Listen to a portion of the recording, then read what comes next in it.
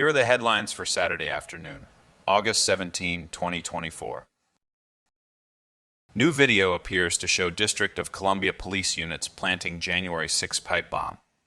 A recently discovered video from January 6, 2021 appears to show an individual believed to be police carrying a bag toward the location where a pipe bomb was found at the Democratic National Committee headquarters.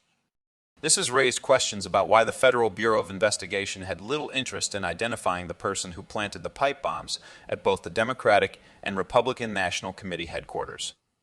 The lack of curiosity from law enforcement suggests that they may have been involved in planting the bombs, which were likely intended to be used as a pretext to stop the electoral certification process on January 6, 2021. Biden endorses violence, tells Democrats to beat the hell out of Republicans. Joe Biden urged supporters to beat the hell out of Republicans in the 2024 election during an event in Prince George's County, Maryland. The violent rhetoric was met with cheers from the far-left audience, and Biden doubled down by saying, "I mean it." Conservatives on social media quickly criticized Biden and leftists who supported him, with some calling his remark a call to violence, and noting that it came just a month after an attempted assassination against Donald Trump at a campaign rally in Butler, Pennsylvania. Russian media claims Ukraine preparing dirty nuke attack. Kiev refutes these false reports. Russian state media outlets have alleged that Ukrainian forces are preparing to strike Russian-occupied nuclear power plants with radioactive warheads in an attempt to create a false flag and blame Moscow. However, the Kiev Independent has quickly rejected these claims as baseless propaganda.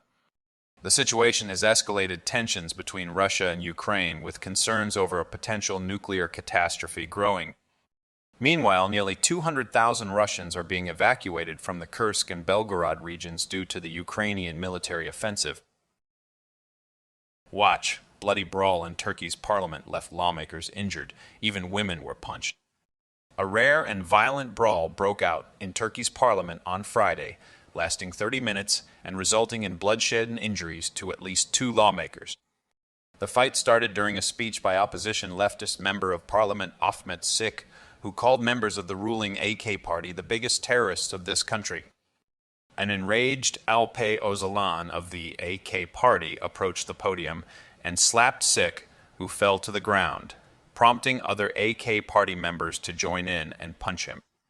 The brawl escalated into chaos, with women being punched before eventually dying down.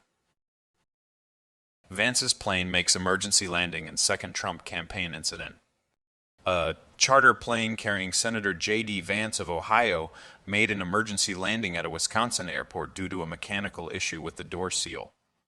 The incident occurred just a week after another Trump campaign plane experienced a similar problem. The pilot declared an emergency, and the plane returned to Milwaukee before continuing on its intended path to Cincinnati after the issue was resolved. Senator Vance was traveling with his wife, U.S. Secret Service agents, journalists, and his dog Atlas at the time of the incident.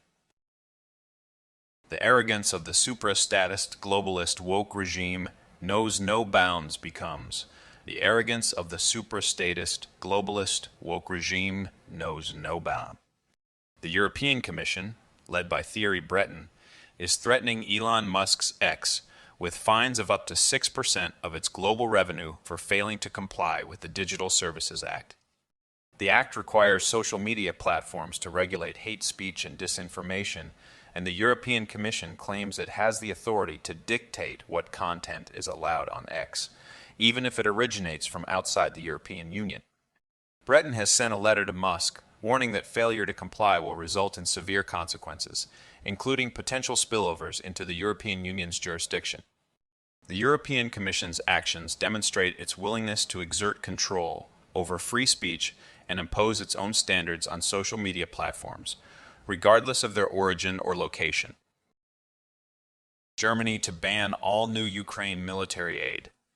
Germany is set to stop providing new military aid to Ukraine as part of the ruling coalition's plan to reduce spending, according to a report in the Frankfurter Allgemeine Zeitung. The moratorium on new assistance will affect new requests for funding, but not previously approved aid. Finance Minister Christian Lindner has stated that future funding will come from proceeds from frozen Russian assets, rather than Germany's federal budget. However, attempts to liquidate these assets have been unsuccessful due to concerns about escalating Russian retaliation, effectively meaning no more aid for Ukraine.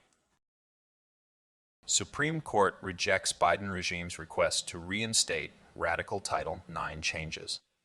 In a 5-4 decision, the Supreme Court refused the Biden administration's emergency request to partially reinstate its expanded Title IX rules, which would have allowed male students who identify as female access to facilities designated for females, such as bathrooms and locker rooms, and participation in women's sports and organization. The changes were set to go into effect nationwide on August 1st, but Republican state attorneys general in roughly half the states filed suit to block their implementation. Every leading large language model leans left politically. Researchers found that 24 leading large language models LLMs, including OpenAI's GPT 3.5 and Google's Gemini, exhibit a slight leftward bias in their political views.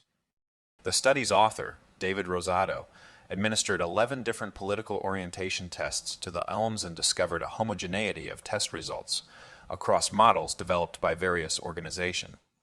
However, Rosado could not determine whether this bias is intentional or an unintentional result of the model's training data or annotator's instructions.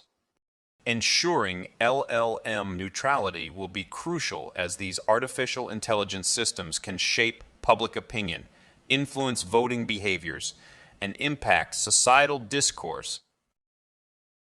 10 killed in southern Lebanon in one of the deadliest Israeli strikes since October 7th. At least 10 people were killed, including a woman and her 2 children, in an overnight airstrike by Israel on southern Lebanon, marking one of the single deadliest attacks since last October's tit-for-tat exchange of fire began. 5 others were wounded, with 2 in critical condition, in the strike that hit a residential building in Nabataya, 7 miles from the Israeli border. The factory owner denied claims by Israel's military that the building was used as a weapons warehouse run by Hezbollah, stating his family has no political affiliation and only cares about their business and livelihood. Pain trade is higher. The Nasdaq stock market index has traded in positive territory for 7 consecutive days, its best run of 2024. This streak is attributed to a combination of benign inflation data and strong consumer data points that have reassured markets. According to Goldman Sachs, the recent economic data mix has hit a sweet spot between recession fears and reacceleration fears, often referred to as a Goldilocks scenario where conditions are just right for market growth